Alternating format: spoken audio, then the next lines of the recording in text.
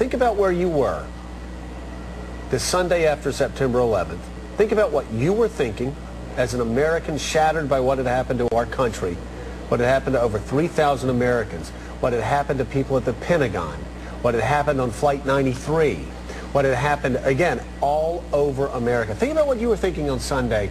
Now, this is what Barack Obama's spiritual advisor said 5 days after September 11th. Take a look.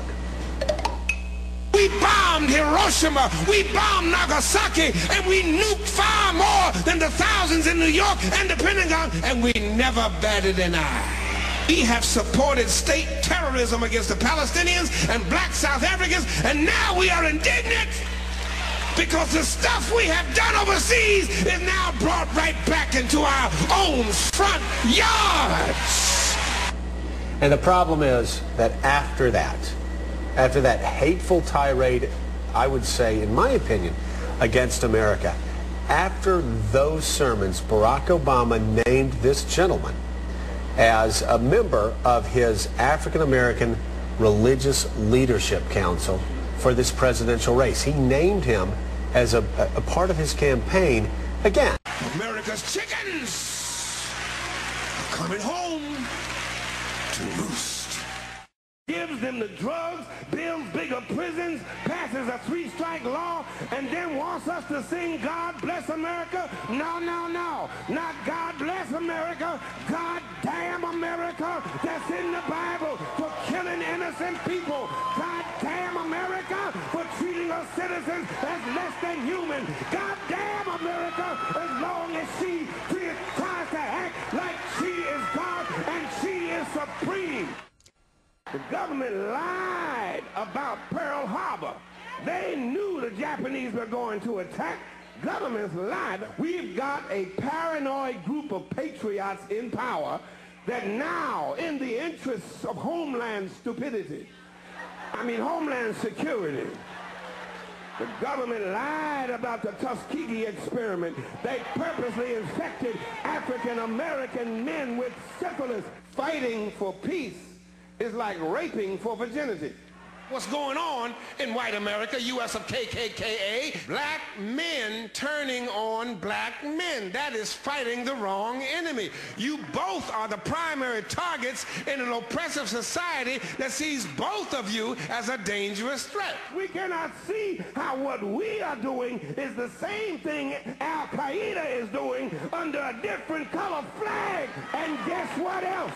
If they don't find them some weapons of mass destruction, they're going to do just like the LAPD and plant them some weapons of mass destruction. God damn America, that's in the Bible for killing innocent people. God damn America for treating us citizens as less than human. God damn America. For 20 years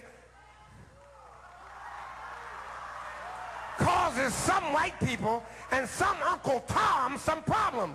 Oh, I am so glad that I got a God who knows what it is to be a poor black man in a country and a culture that is controlled by and run by rich white people.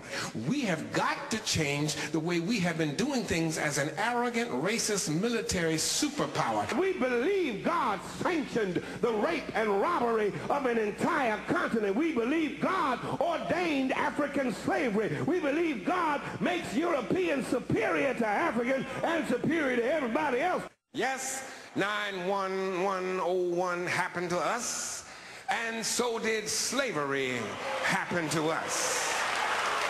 Yes, the World Trade Center happened to us, and so did white supremacy happen to us.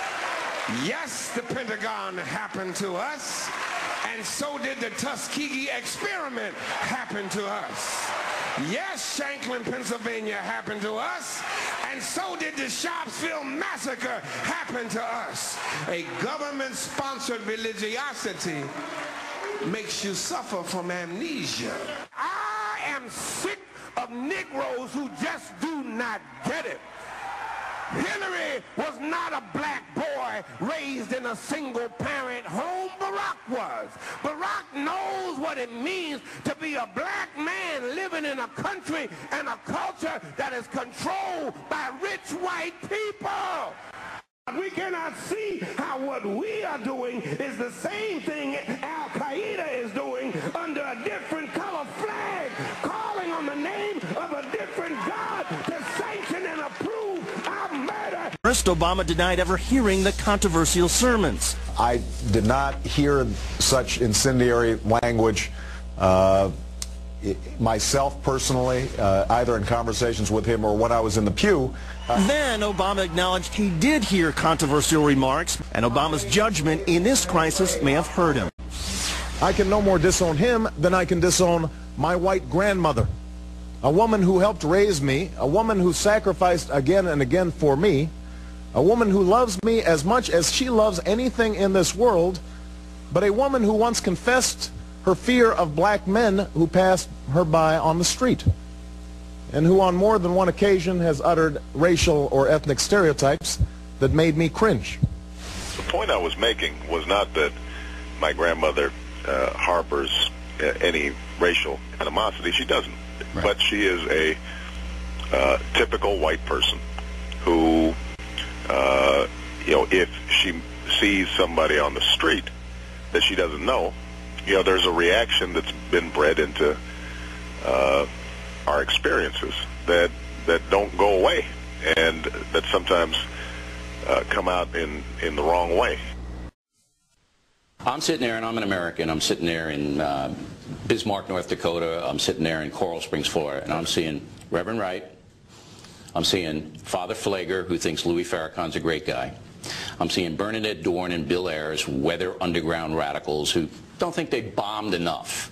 I'm seeing MoveOn.org, who says, General, betray us. And I'm seeing you go to a Daily Kos convention. And this week, Daily Kos came out and said that Sarah Palin's Down syndrome baby was birthed by her 15-year-old with no proof. They put that on there. And I'm going, gee, that Barack Obama, he's got some pretty bad friends. All right, well, I had not heard him make the offensive comments that ended up being looped on this show constantly. And I was offended by them, and ultimately it led to... You never heard those comments? I hadn't heard those comments. He was selling them in the lobby at a church. What can I tell you? There's a pattern of behavior. No, there is not a pattern of behavior. It is guilt. It is classic guilt by association. The pattern of behavior is that you feel very comfortable for some reason in far-left precincts. That's the pattern of behavior that I see. But, Bill, I've got friends who are on the far right. Who? I've got colleagues in the Senate. Give me a name. Well, no. I always do that. No, I'm sorry.